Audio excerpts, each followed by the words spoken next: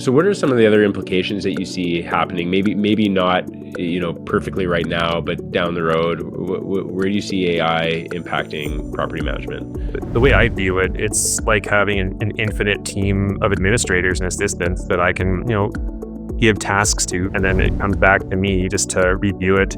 It gives those smaller companies, I say, a huge advantage, which then, gets into pricing, speed, flexibility. It really opens the field to these, smaller companies that if they use it, can get such layers of flexibility and movement that right now the larger ones aren't or can't. What would you recommend to property managers that, aren't that familiar with AI? How to get started? Like where should they begin?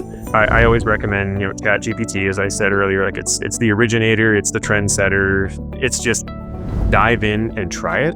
Start small. Use it for just helping with your writing. You can copy and paste an email and just say, hey, can you check this for tone, professionalism? You can just ask it just for feedback.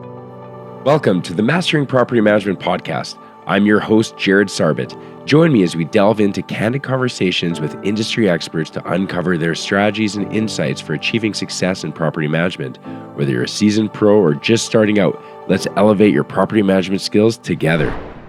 Hi, everybody. I'm Jared Sarbit, and today I have the honor and privilege of having Phil Sobkow on. He's a property manager at Charter Property Management. Philip, thanks so much for joining me. Oh, thanks for having me. Philip, we have a lot in common. We both come from Brandon, Manitoba. I have a lot of friends in common. We graduated, I think I graduated 2 years before you, but we know a lot of the same people. We both have a love and passion for basketball, although you're 6'9" and I'm 6'1", so so I think you have a bit of an advantage there, and made a little further than I did. I appreciate you not discussing our record when we played each other in basketball, but we can just move on from that. Right.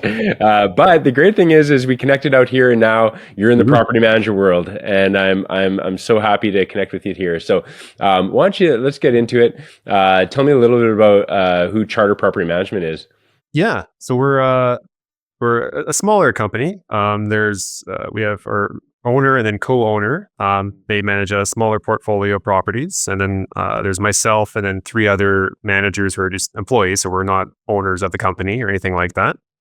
So we're a small, lean team. We've got a few admins that work in our central office, and then the managers actually we work remotely. So I'm actually just here in my home, actually out in Cochrane, and then a good chunk of my portfolio is in the northwest of Calgary. So we try to sort of structure that as best we can to make them close to where each of us are situated. And yeah, we're a lean team, but we work very closely together. Lots of Teams calls and connections if we need to, and just the more that we get to know each other, the team's really bonded quite a lot this last year, especially. Just we've had a little bit of changeover in staff. I'm just coming on my 2nd year here already, but I'm sure anyone else you've discussed with in property management, time just moves faster. Like I feel like I've been here for 5 years already, and it's like, oh, it's not even 2 yet, but it flows so quickly when you're flowing with your teammates and your colleagues, and yeah. Great. No, very, very good. Tell me a little bit about your experience in property management. You've told me personally, but I would love to, you to share it with everyone here. What got you into property management in the first place? What are some of the major milestones along the way? And how did you reach your current level of success that you're in today? Yeah, no, it's an awesome question, because I'm sure everyone has a unique path. It's kind of one of the jokes I always kind of share with my colleagues in the industry. Just, when we ask each other, like, what got you into this as well? I don't think there's a single person that, graduates high school and says, like, I'm going to be a property manager. Like every single person I've known has kind of shifted into it just, through the course of their career. For me, it was definitely a career change. So actually, I started out just going right to university from high school, and I have my elementary teaching degree. So I taught a little bit. It's actually, side note, it's a little bit why I live out here in Cochrane. I did a lot of subbing out here, and I just fell in love with the town or city now. But I did the education route, and I tried teaching for a bit, and just I liked elements of it, just especially as a sub. That's what I was doing for my first few years, and it's very much you're on your feet. It's go, go, go. Every day is different. So you learn to think on your feet, and it's a lot of, you're not doing customer service, but it kind of is, because like you're meeting everyone for the first time.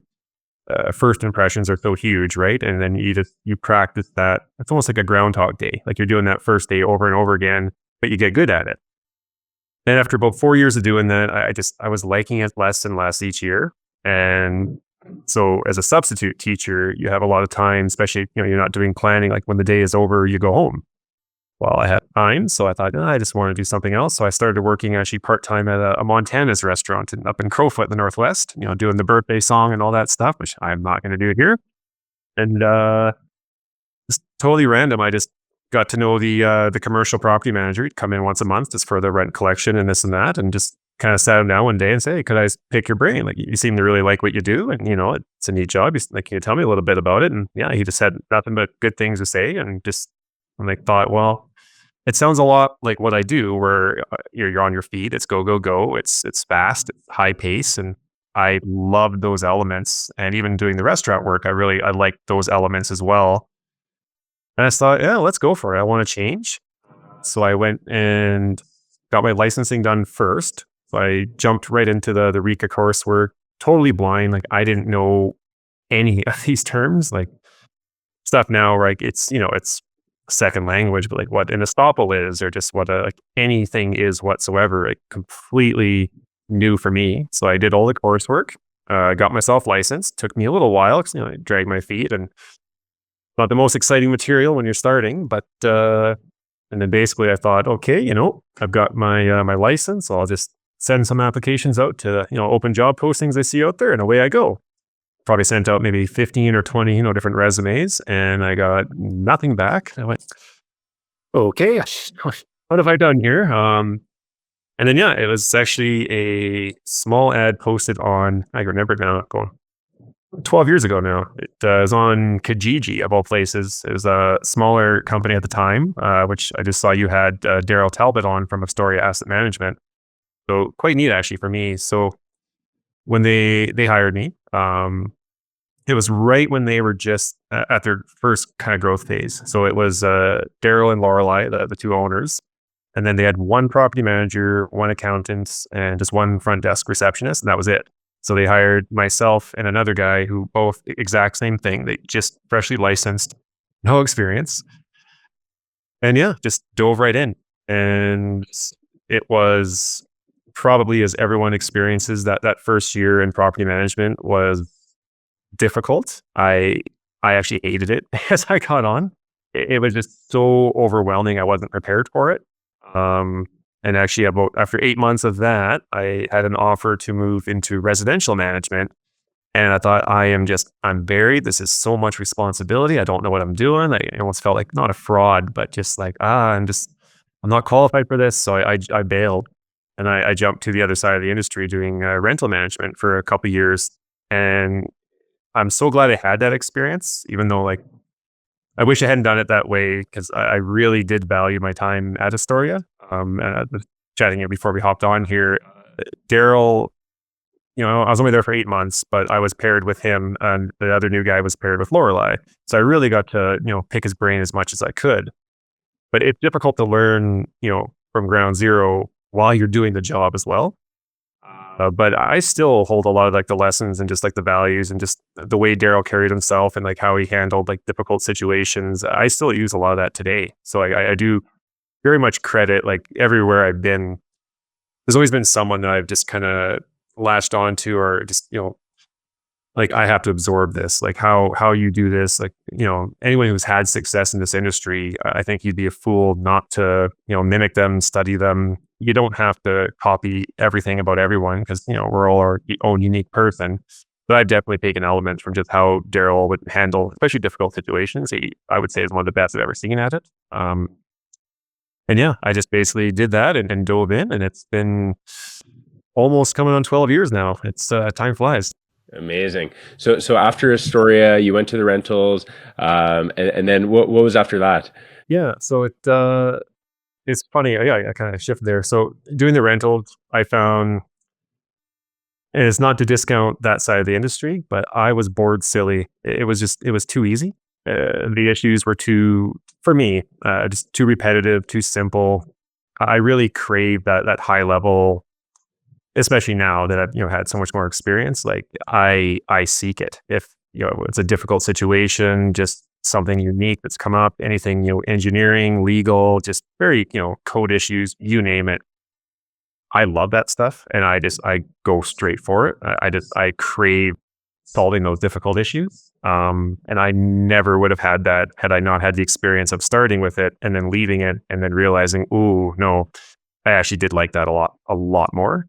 And yeah, I had just a call from another company that kind of softly recruited me to jump back in the condo. And I thought, no, I don't want to do this. Like, it was a bad experience. Is this too much? Uh, and I went to move over to Sierra at the time. And now they're combined into Associa. They're the bigger company. And same kind of thing. It was such a wonderful experience. Totally different from my time at Astoria. Just different approach. They're, bigger. They had a bit more kind of layers to them, and same kind of thing. Just the former owner of Sierra, Candace Mells, she had a 30+ year career. I think she's still going, which is, to her credit. And same kind of thing. Just, I would say to this day, like the most tactfully brilliant mind I've seen in property management. And I was in her office, every day, because there's probably 1,000 different little scenarios that can pop up in this job that, if you haven't dealt with it before, why not ask someone who has? And she is, regarded as one of the best, sharpest minds in the industry.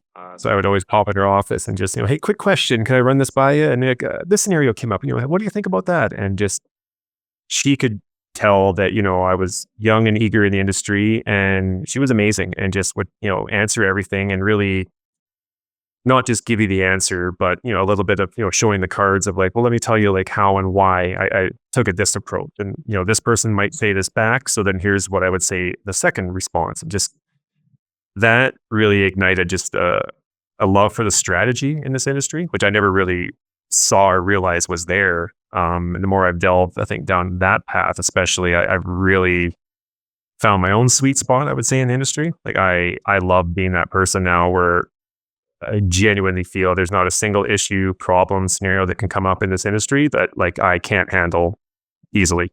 Yeah, that's amazing. That's a powerful confidence. It took time to get there, but yeah.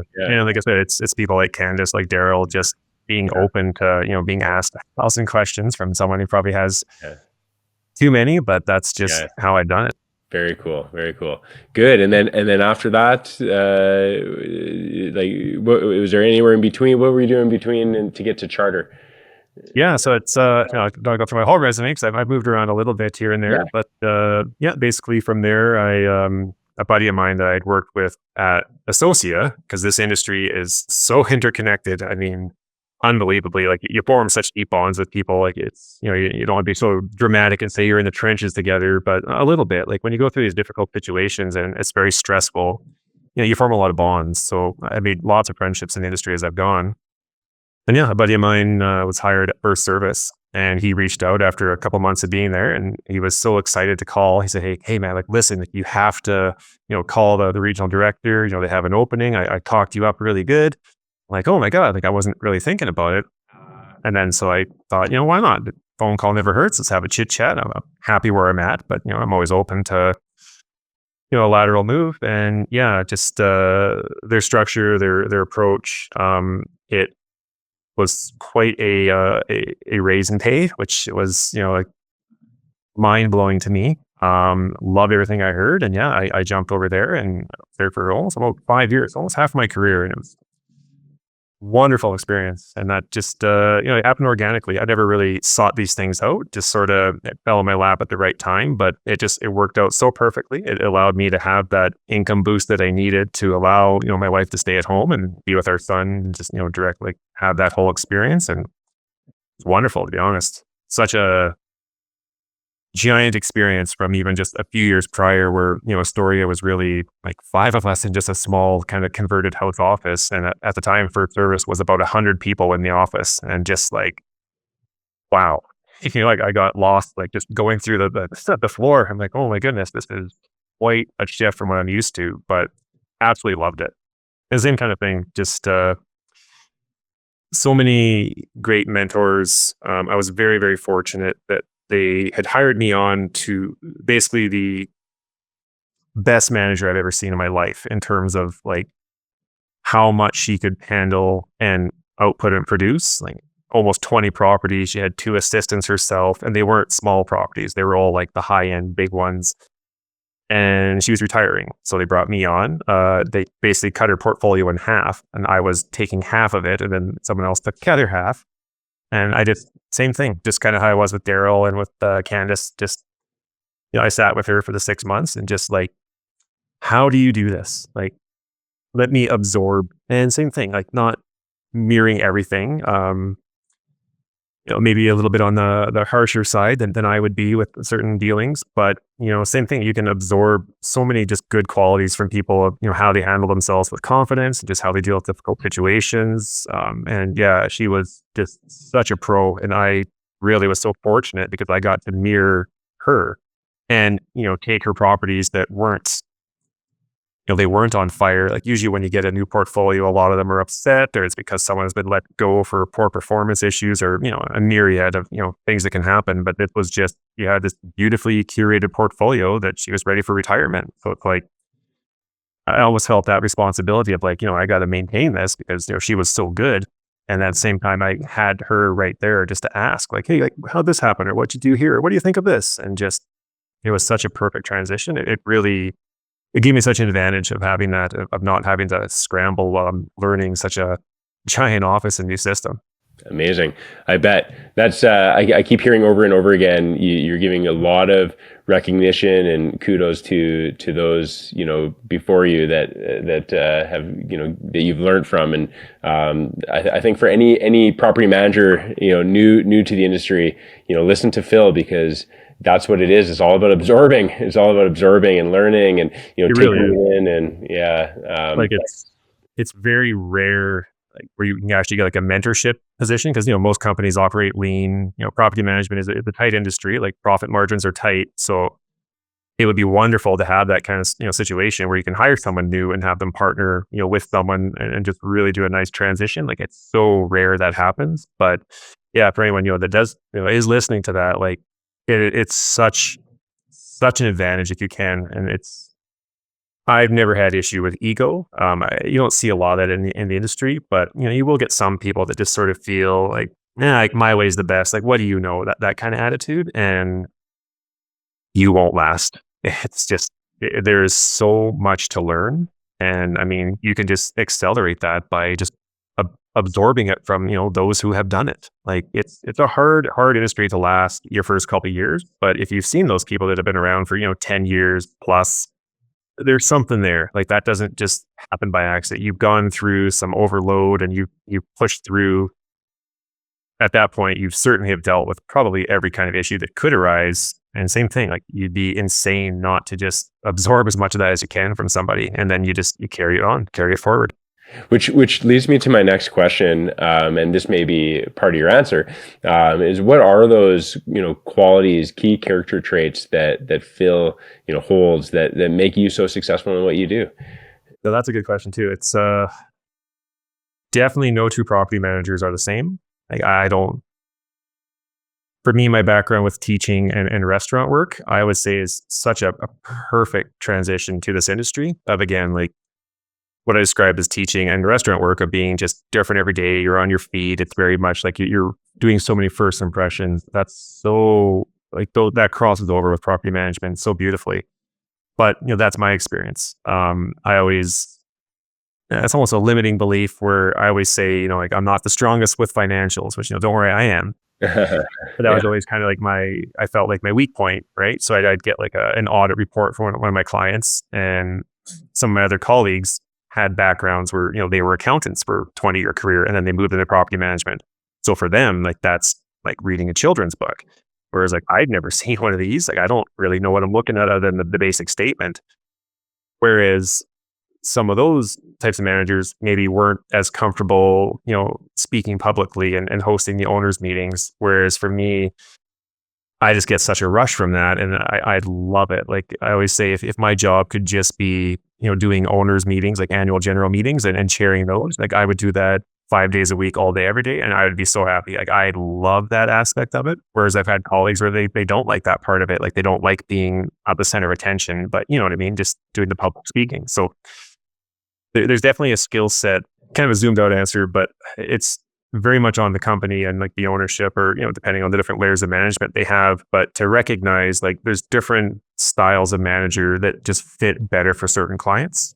And even just with, you know, where I'm at with Charter, like we look at that quite often. And it's every company I've been at that's had success with that does reviews internally quite often of just, you call it a pulse check. Like, just, are you responding well to your board? Are they responding well to you? You know, if not, like, be open and honest about it. It's kind of going back to your question. One of the, I say, very, very key things, and it's easier said than done.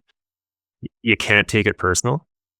Like, you're working with a board, and that can be usually five to seven, you know, individual owners with 5 to 7 different personalities, but they do sort of coalesce into one unifying voice and personality. And just being able to read that, and, you know, do they respond well to you? Like, my personal approach, I'm just unanalytical. Like, I am in my own head constantly.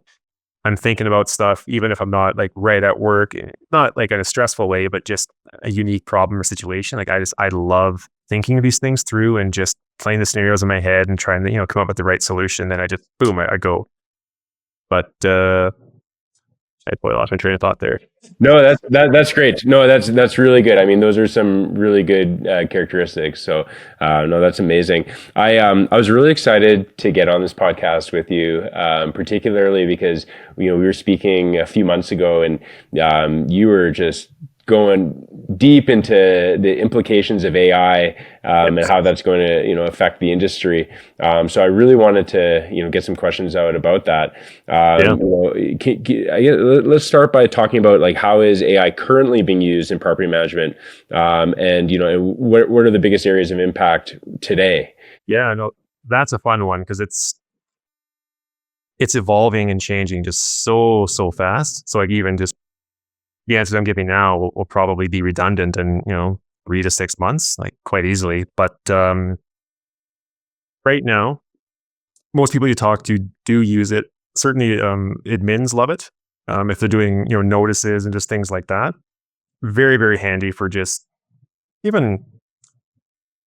It's not to knock, you know, anyone or their quality, but quite often in the industry, you'll even just see. Let me back up a little bit. It's a volume game a lot with these jobs. You know, it's just how much you can get 100 emails in a day sometimes, depending on, you know, your clients and how busy they are. And a lot of us feel compelled that, you know, I have to get 100 answers in a day, and it's just it can really get you overwhelmed.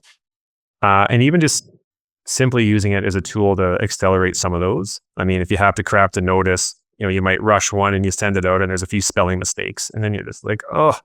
You know, you instantly feel like, I've sent this out to 500 people and I've made 4 spelling mistakes, or, you know, they're grammatically incorrect. And it's just like, it gets to you because you know it's happening because you're going too fast, but it's this constant juggling act of, you know, shifting priorities. So you sort of have to be okay with that. But then you can add in now AI to that, and it can, you know, craft a letter for you, you know, grammatically perfect. It can take what you've typed up and edit it and clean it up. And even where it's at now, like, you can, you know, I consider myself quite an advanced user. So I have a separate little tree, if you will, for each of my properties. And depending on which property it is, it has a different tone for how I write my notices. And it keeps that and remembers that for everyone, because, you know, certain properties like a lot of information, and, you know, I can show my work. Like, here's the answer and here's how I came to that. Whereas some don't want that. They just want it short and sweet. Like, just give us the bullet points. To try to remember that, if you're balancing, you know, 10, 12, however many clients someone manages, you're going to make mistakes and slip up. But just even using it as a simple tool for that, like, that's gone. And now the time you would spend to, oh, I have to make sure this is right, and check the last notice for, like, how I worded it. Like, just, it's such a return on investment of your time. So something that might have taken you 10, 15, half an hour to craft is 10, 15 seconds over the course of a day, a week, a month, a year. Like, it really adds so much from just the time you reclaim from these tasks that you don't really think about, that takes so much of your time up. Yeah, it's amazing. Holy cow. Do you see that AI is going to replace traditional property management roles, or will it, mainly enhance human decision making? How do you see it fitting in as things progress? Yeah, I mean, great question. It's the best quote I've come across, and I still, it's true to this day. It's AI is not going to replace your job, but people who use AI absolutely will. Like, no question. And that's where it's at, today as we're doing this. It's and then it gets more into the technical aspects of it, which I love the stuff. I download models and play with like experimental ones like on my own time. So I'm quite involved. I watch the videos at nighttime of just like the latest like research and where it's at. So I'm very current with where it is and where it's going. But it brings it to it brings it back to where a lot of people maybe aren't that advanced users, but they've still tried it. It's when it makes mistakes, and they call it hallucination. And it's actually quite interesting because actually today, so I mainly use ChatGPT's model. It's the original. It's Coca-Cola. There's other brands, yada yada yada, and sure they do great things, but to me, the original, the trendsetter, if you will, that's the one I'm sticking with. And more for the business side, like they're integrated with Microsoft products. So like Office, Teams, most companies, if not all, use, Microsoft to a pretty high degree. So it just makes sense to stick with that one. It has, industry leading, but it's with the hallucinations that it makes right now. And that's where a lot of people kind of hear that or, oh, it makes mistakes, so I don't want to use that. And yes, it does. So that's where it's not going to replace your job, but someone like me who uses it, it's such an advantage because I have, the 10, 12 years experience. So if I, throw out a set of bylaws and say, please, check this for compliance, I want to find the various clauses that have to do with this. That would normally take you, a good half an hour to really read through it, make sure you're not missing something. Every set of bylaws are different. So you're not going to memorize all of them, but you can have that set up in your AI. So it gives you the answer, but it will still make mistakes. So this is kind of where it's at, right now, in 2025, where you still need to have like that human element that can read it and be like, oh no, like that's wrong. So just quickly change that. But 6 months, a year from now, so that's going away. Like even today, ChatGPT launched their 4.5 model. It's in test phase for some users. I'm lucky enough to be one of those. And their claim is that it's the best model yet at having fewer of those mistakes and hallucinations, because that's what they're driving towards, right? Is that right now, how to say it, you can't swim too far away from the shore when you use it. Like you have to keep yourself a little bit close because, if you just set it and say, okay, reply to all my emails tonight, I'll wake up in the morning and hey, my job's done. Send out 100 emails. You're going to get 100 replies back. And like, what? Heck, it's going to make some mistakes. And then now you've just, tripled your workload. But that's what it's working towards, is reducing those to fewer and fewer so that it's, eventually down to zero. What that industry looks like, impossible to predict, but it's a gradient right now. So to just be using it and just be familiar with it and, learning when it does make mistakes, but still to use it to that advantage and like, that's okay. And just, being aware of that is such an important factor right now. Yeah. Yeah. So what are some of the other implications that you see happening? Maybe not, perfectly right now, but down the road, where do you see AI impacting property management? Yeah, it's something I think about, daily, I'm sure, because that's just what I do. But it's hard to say. Like, to me, it gives such an advantage to a company like Charter, where I'm at now, like the kind of smaller companies that can, set policies and pivot a lot faster than a larger one would. Just have, more layers of, review and security and whatnot to go through. So it definitely, it lets smaller firms for sure do the work of larger ones. Like for me, I use it for such extensive review. I mean, we get tons of, engineering documents. I'm looking at an elevator contract tender this morning. It's a 45-page PDF of, all the various clauses and terms. I'm not going to read that and be familiar with it as fast as I would without using that to throw it in there and have it, help me summarize, just highlight the key points, things like that. So that depending on the company and setup, maybe you would, hand it off to an admin and say, hey, can you, review this and give me the notes? And that might take, a few days, might take a week, or you just do it yourself and you spend half a day like really reading it. You turn your phone calls off because you can't be distracted.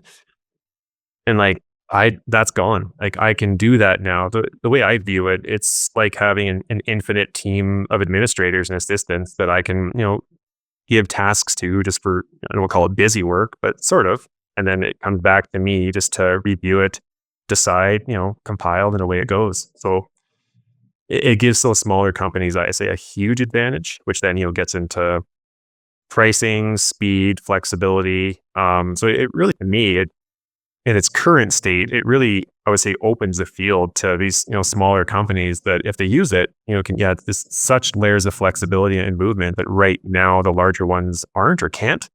Again, where it goes in 6 months to a year, you just have to ride the wave and see. But right now, it's a huge advantage for the little guy.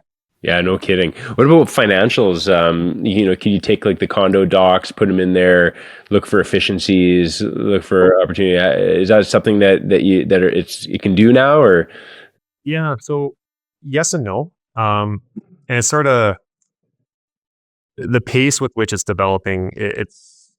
So I first was a paid user with ChatGPT the month it came out. I think it was November 2023. It's $20 a month and you get access to a few more features. Oh, why not? No brainer. And back then, if you threw in a financial statement, no, it could maybe answer a few things, but just, every financial statement is different. Its formatting is different. Some are PDF, some are Excel. It really couldn't handle it. So, if it's writing something for you, it makes a few mistakes. You can see it right away. But with numbers, like even 95% accuracy is not good enough. It has to be 100%. And that's right now where it still falters because it's sort of designed for speed and just results.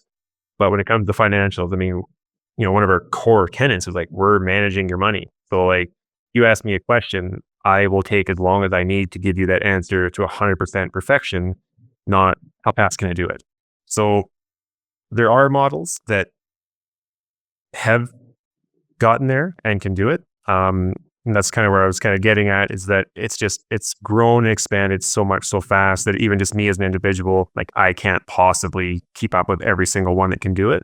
So there probably are some that are very, very good at doing that, but I don't quite think it's there where I would fully trust it. So where I use it currently for light financial will be mainly checking invoices. I've had a few up over the year where just, an invoice comes in from a contracted vendor and, we give it a cursory glance, but like you don't have the time to every single invoice that comes in to grab the contract. If I get an NMAX bill, yeah, I could reverse calculate because they show the formula. I could check that and make sure, they round it up and down, but you're not doing that. That's not efficient. It's not realistic.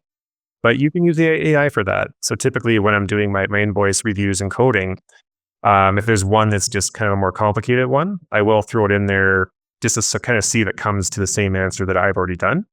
And it does. It's quite shocking how accurate it is.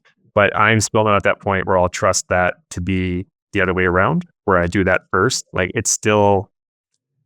I'm just more comfortable still having my own hands and eyes on it. But even that, like it's a secondary review that is university PhD caliber. And like in March 2025, where it's going to be 6 months to a year, it's going to be greatly magnified where you probably would have that trust, but it's not quite there yet. Yeah. I know, it makes sense. Oh, it's really cool. Yeah, I'm it's been a while since I've done math, and my son was doing his math homework at grade 6, and it was a question that I'm like, man, I don't remember how to do that. And literally screenshot, put in ChatGPT, and help me teach this to a grade 6 student, and broke it all down, and unbelievable, just incredible. It's exactly that. And like, that's where it's such like the beauty of it. It's that it's so scalable. Like even if you just keep it at that kind of ground level, like I was called like a level 1 review, and we're not quite at those other levels, but same thing. You can take a budget you presented to a board and, like one we've created and send it to them. And then they have their questions back. It might be like, well, what's the variance on that? Or like, what's the over under from the last 3 years? And just kind of stuff that we don't naturally have. That would be a manual calculation, but you can even use it for that and just throw that in there. and even say like, show me the steps how you would find that. And it'll walk you through, and then you can go check it yourself or just trust it. So even that, right? It's just infinite use cases. But to me, it's always like the return of investment on time. Because it's a volume game, 100%. This, yeah, I found that my output level, just now that I use it like extensively for almost reviewing everything I send out, is I'm able to output 2, 3, 4 times more than I ever could without it. Wow. Yeah, it's incredible. So, Very cool. What would you recommend to property managers that, aren't that familiar with AI, haven't really been on ChatGPT? Like how to get started? Like where should they begin? great question. So obviously I don't want to say, I'll say obsessed with it. Yeah, that would be a fair assessment. I think anyone who knows me, if I even mention AI, like their eyes roll back, like, oh God, here he goes again. I'm like, no, trust me. Like, here's a new thing. So for me, obviously, I have a passion for it. But as I'm sure you've experienced too, like having a passion for anything, if you're trying to, even with kids, right? Like, it's something you might like and be into. Like you try to, just here it is. You gotta like it just like I do. They go, it's just like it's too much. And it is daunting. Like I find it daunting even now. And I've been in it since day one and like progressively have seen the changes and all the things it can do. So it's not that bad for me, but I always try to view it through the lens of, the person I'm talking to. Like if you have zero experience, like, yeah, where do you start? Honestly, it's probably with most things, most skills where, it's almost like paralysis by analysis, right? You're thinking too much, like, oh, where do I start? Should be this program, or talk to this person, or watch this video, or I'm not sure. You just dive in and play with it. I always recommend, ChatGPT, as I said earlier, like it's the originator, it's the trendsetter. Like others, maybe catch up and do some things, but then they do a release, and then all the others fall down to second, third place. So, and it's kind of funny, even I was thinking of that exact question. I said, well, it'd be ironic. I should ask ChatGPT, like, how would someone get started? And it's funny. I typed it in this morning and it did actually say, well, you should use ChatGPT. I'm like, oh, obviously you say that, but I mean, I agree, but it might be a little biased, but it's just dive in and try it. Start small, use it for just helping with your writing. You can copy and paste an email and just say, hey, like, can you check this for tone, professionalism? And like, just is that, it'll give you some pointers, and like, you can just ask it more of a, like, not so much like a teacher correcting your work, but even just for feedback. Like, hey, I'd like to send it to this client, but the tone just doesn't feel right. Copy paste it in. It'll say, oh yeah, great. Like it can talk to you almost and just help you advise. So, but you wouldn't think to do that unless you just dive in and try it. So like for anyone, honestly, just try it.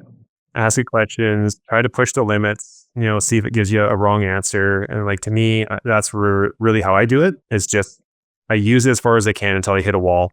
I'm like, okay, that's its limit. And then, I can course correct myself. So I'm not trusting it on those things, but the 9 steps it got to perfectly up until that wall, like, my God, just the time is insane how much it saves you. But it just comes from playing around with it. Like, everything I do with it was not something I learned in one day or 1 week or 1 month. Like even just doing the financial reviews, I barely dipped my toes into those waters because just my experience from 6 months ago, it wasn't good enough. But I probably should circle back to that because I know they've made leaps and bounds, in that area. But again, it's my own advice: just try it, try to hit a wall, and then just see. Yeah, like for our business, like I mean, this is more for fun. I don't really take it too serious, but I'll put in my P&L and my balance sheet into ChatGPT and tell me and ask it to give me an analysis, basically a SWOT analysis of our financials. And it's pretty accurate. It points some things out. It misses some things because there's things that it doesn't know that I know, and that sort of stuff. But it's pretty good. It's pretty good. Yeah. So yeah, very cool. Yeah. Awesome.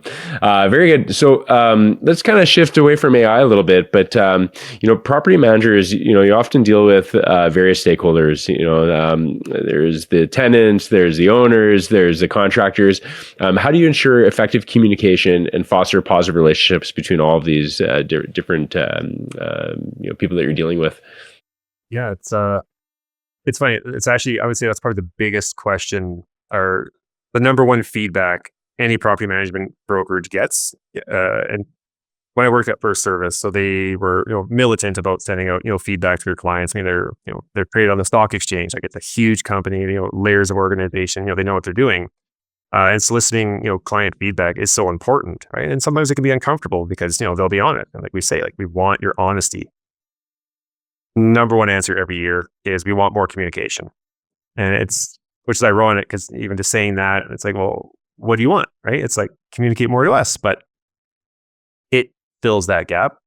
I mean, you can't answer everything to everyone. And that's something that, even kind of going back to earlier question, someone maybe new in the industry, that's a pitfall you got to be careful with is, I take pride in the volume I can output. Like email comes in, like, oh, I can answer that. Boom, it's out. I can answer that in like 2 minutes back. And some people will say like, wow, thanks for the fast reply. And it's like, yeah, that's what I do.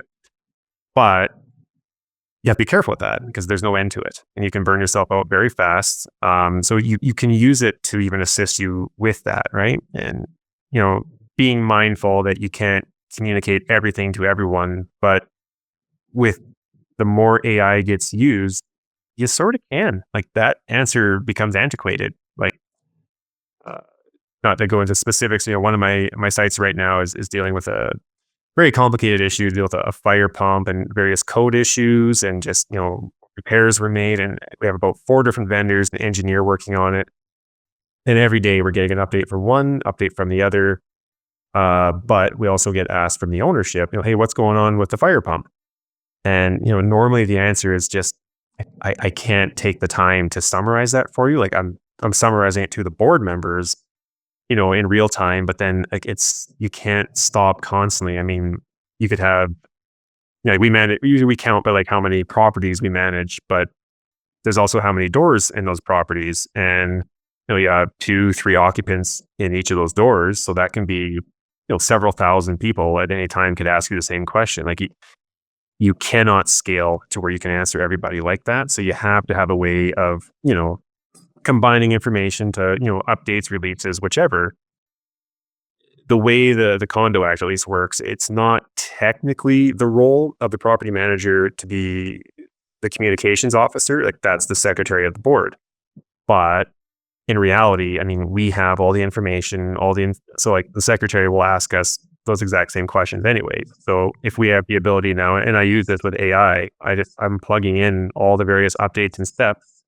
And I keep a running basically tally of like where we're at, what's the next step. So when we do get asked, so I hate giving that answer. Like I'd love to answer you, but I don't have the time. I'm never going to say that.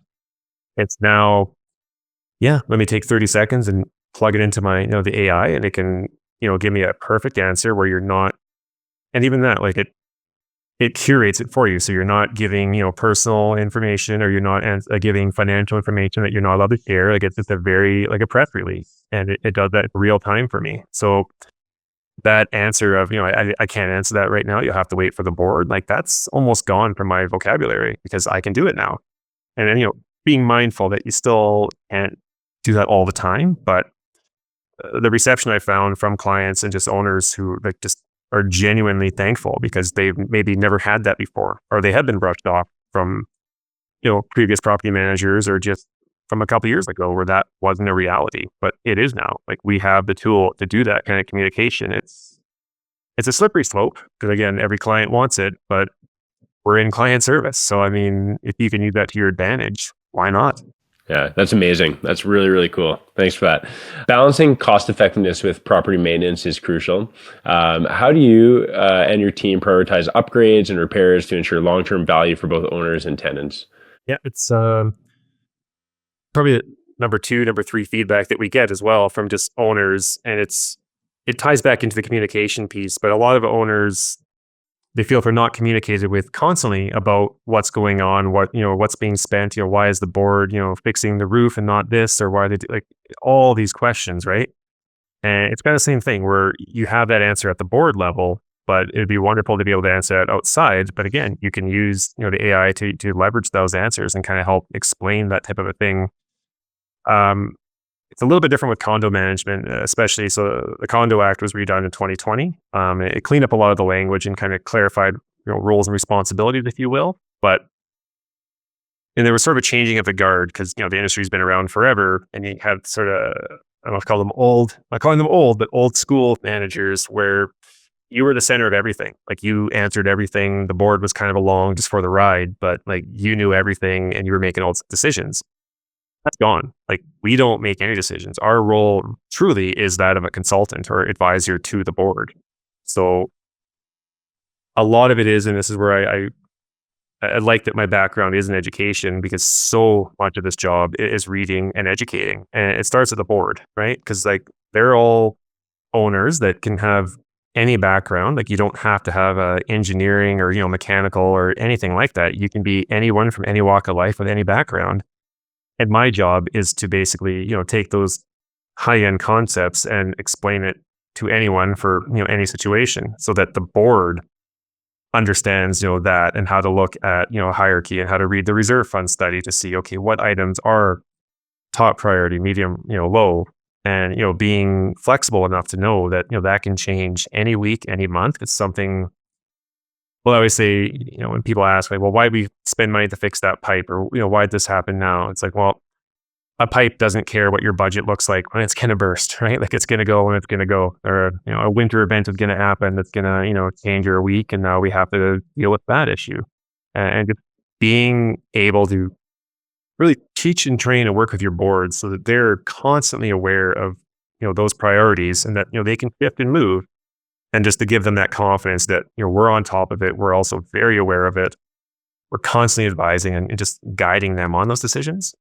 And it really, you hit the sweet spot when you do that. Like it's the most enjoyable part of my job is getting that synergy with your boards, when like I have the plan in my head of kind of how I think they should go, and what items should be done. And just because it makes sense to me, like my job really is to convince the board to see it the way I do. And if I miss something, like let's discuss, let's debate, let's get you as educated as I am on these items and why they're priority, and then we discuss it and we tackle it together as a team. But it's always board led, but guided by us as best we can. But the preference would be, we've taught them so well or work with them so well that they kind of run with it and just lead themselves, and then circle back to us kind of for a course correction, if you will. And that really is like the ultimate aim of every property manager. It should be, is you want to get your boards self-sufficient. It's kind of like give a man a fish, feed him for a day, teach him to fish, feed him for a lifetime. So true in this industry, but with knowledge and how you train your boards. Absolutely. Great answer. Thank you. Assuming janitorial is one of your largest ongoing costs in a lot of your properties, what do you look for in janitorial companies? What kind of traits? How do you go about process? And as you know, we own a janitorial company, so this question is always good for me. And we do provide service in some of your properties. So go into it. Yeah, it's so it gets a little bit different for most of the buildings that I manage, or condominiums I manage. So I don't just have high rises where typically janitorial costs will be high. I do have some large sprawling townhome complexes where we don't have any of that. Generally across the board, no matter what the property size makeup is, whether it's an HOA or whatever, it's typically your insurance costs and your utility costs, especially just these last couple of years where utility costs have doubled, tripled in some instances. But no, I love the time where we're looking at our vendor contracts, if any are coming due. It's very much up to each board. It's my personal style. I really don't like coming in and saying like, we have to be careful of giving our opinions and saying like, you don't want this company, trust me, it has to be this company. Because, a lot of managers will forget that we're licensed and you have to have a little bit of neutrality. It's more, here's 3 excellent companies I've worked with. I've had good experiences with all of them. We've reviewed them, et cetera, et cetera. I think one of these would be a wonderful option. And yourself is picture perfect. Like that's very much, you guys have been on that. Like, I think that's how we ran into each other, originally, and just kind of reconnected. I was like, hey, we're Brandon, right? It was just from like an open bidding process where same thing. It usually results, and that's one of the first things I love doing when I get a new client is like, even though your insurance and your utility costs are going to be about 50% of your budget when you add that up, which is insane to think about, there's really not a whole lot of variance you can do. Like, your water is your water, your electricity, you might find a better rate one way or the other, but it's usually 5% difference on costs. But how happy my board is, my owners are, with the various vendors in their buildings, that matters so much. So I generally start and don't even look, and it can be scary for some boards to hear. I'm really not looking at price. It's quality of relationship. Like, just have you had good experiences, with the cleaners in the building? That's always something again with your guys. Like I don't say there's not many, but like the fact, like the professionalism, it's such a nice fit for many of my properties where they've had, a person showing up late or they don't show up one day or you don't even hear about it. And it's just like all these crazy things. And you're like, well, how long have you guys put up with that for? Like, oh yeah, we've had them for years. I'm like, oh my goodness. Like, no, like there's a better way to do this. Like you should be happy and trust who you have in your building. Like it's your home. Like we're bringing people literally into your home. So like to me, that's such a sacred trust I take very seriously. So it's not just like a blind bidding process. So if I were to use AI and say, make me a scope of work and then shoot it out to all the companies and then, all these quotes come back in, that's wonderful. And that's kind of where it's at now. But you absolutely still need to apply just like that human element of it and, talking to referrals and their references and just other clients where they maybe are currently in the building and, connect one board with another board. That open communication referral basis really is a strong factor for my recommendations when I'm talking to boards, because you want them happy with who's in the building. And then like you form those relationships and it gets better after the first year because, the company learns the building more, they learn the ownership, they learn the expectations more of, the board and the clients and vice versa. Right. And I really work as best I can to be as neutral as possible. Because sometimes our clients can be a little unreasonable of our vendors, right? And that is a cue for me that, I haven't done a good enough job here of explaining, like, maybe let's look at their contract again and like, point out that even your bylaws have certain clauses that say like, you can't be talking that way. It's all these different things, right? Because it's a mutual respect in this business. And like, everyone wants the same thing. Like we're just after like, yes, like, well, one of the speeches I give my boards, and kind of shifting around here, but it's one of the favorite things I like to say, especially the annual meetings, when I always thank my boards, for their time because they're volunteering. But I'm quick to point out that I'm not volunteering. Like I am paid to be here. We provide a service, as do our vendors, right? So you can't expect the world of them without paying for something. But then, it's that relationship where the vendor to client, like if they're reasonable with those requests or if they're not, right? Or if they're slow to respond to you, like, do they really want to be there? And just all these intangibles that currently that's not going to show up on just an AI driven, request for quote. But you really have to factor in sort of both. But plugging in the AI to that answer again, you can get exposure to maybe more companies that you haven't dealt with before, some new ones, but it's not going to replace still, I'll say old school of just that quality relationship and like who you work with, how long they've been in business, that type of a thing. So there's a lot of factors that go into that still when I do that, not just the cost. Great answer. Yeah, relationships I'm learning more and more, especially with this podcast, is how important relationships are. When it's this podcast has helped, us from, build those relationships and build that trust in a quick amount of time. And yeah, no, that's really good to hear that that's important to you. So. Oh yeah, it's not going away anytime soon.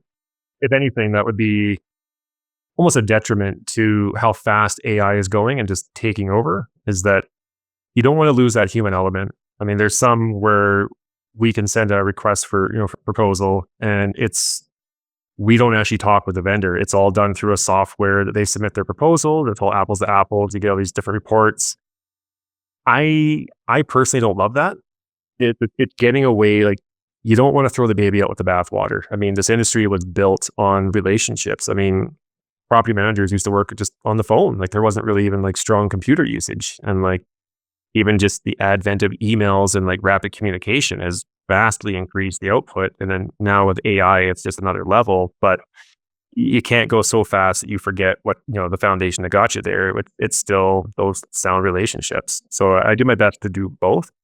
I'll use a software for getting bids, but I am still looking for those familiar companies and faces and, assuming that they fit within the price range. That does, sway my recommendations to my clients as well. Yeah, great answer. Thank you. Now for some fun questions. If you can manage any property in the world, what property would that be and why? Oh, see, that's a tough one. It's I don't know if I'd have a specific answer other than just kind of going back to like the original thing. I love just a big problem, a huge task. It's like almost like a made up fictitious property. But if there's one that just I like navigating the road where someone has tried walking before and they just go, this is too hard. I can't do it, or it can't be done. I hear that and I go, ooh, I want that.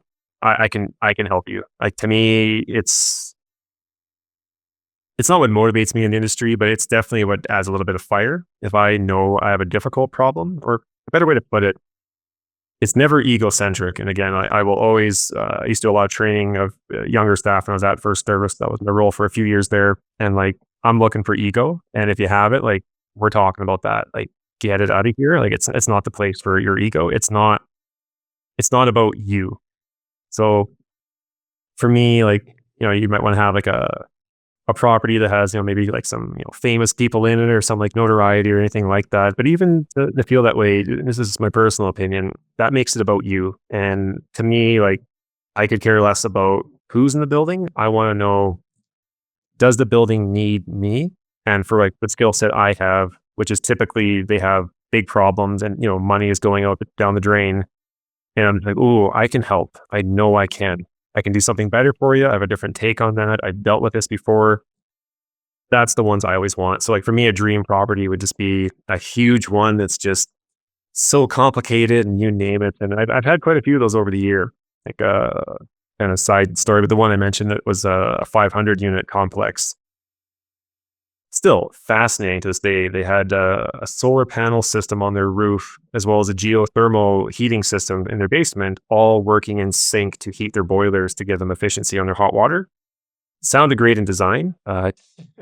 Wasn't, but even that, just wrapping your head around that and finding companies that, they can service these things and then getting opinion. How do we make it better and more functional? And that we had success with that, and just knowing that others have tried and they couldn't get there. And then I'm like, no, I can break through that. We could do this. To me, that is always the dream property. I love that. That's where I get my value, to be honest.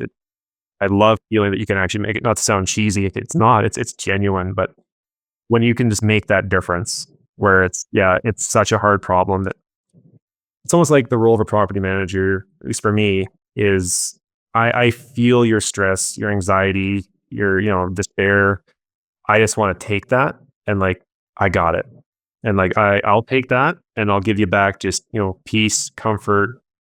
I always tell my boards, I want you to be bored, like BORED, because there's just nothing going on because it's all been handled. And, usually I get one laugh of 100. So thank you for that. But, I mean it though. Like I want them to not just always be so anxious and like reactionary. And like, I've seen it time and time again where you can get there where things are, you're not always reacting to it, but you're so on top of it that now it's proactive and now you can have some fun with it. And you feel it disseminates down to like right to the ownership level. Like when the board is not anxious or reactionary, typically, the building is very smooth. The communication flows nicely. The money is there because you're not always spending it on crazy things that you didn't foresee. It brings that peace and comfort and stability, which I just take such pride in being able to provide, especially when it wasn't there before. So beautiful said. We got to make that into a short. That was good stuff right there. That was powerful words. Thank you. And then finally, if you could recommend any book to your fellow property managers, what book would that be and why?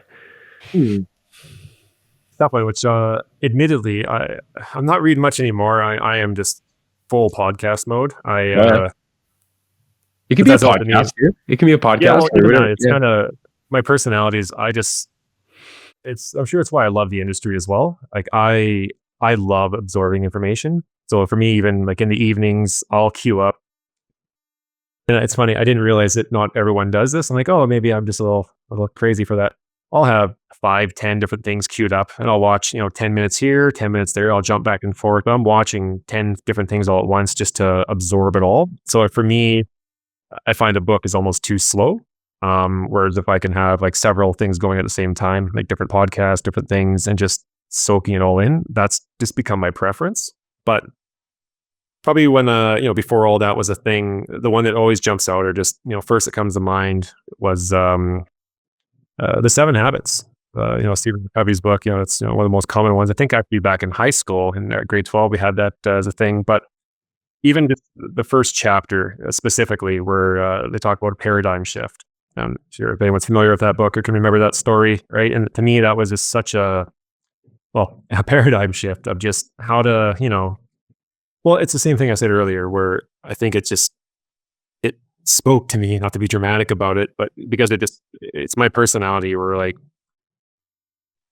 it's just how to view the world, like not through your lens, but through the lens of who you're talking to or who you're dealing with. Like perspective is everything, and not just even in property management. I think just life in general. Like when just, you zoom out, like we're all the same. Everyone just wants, peace, comfort, a place to live, just, stability, a job you enjoy, just all the simple, like the basic, raise a family, just all the basic things, not to be too dramatic about it, but it really is just very, very rarely is conflict actually about the issue at hand.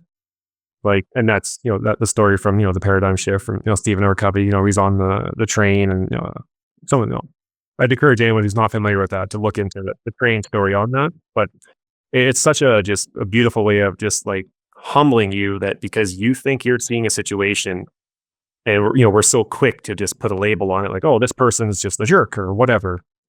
It's like, no, they've probably had or are having something going on, in their lives under the surface. And, what you're getting is just the tip of the iceberg, right? And just being mindful, like to attach onto that episode or that thought,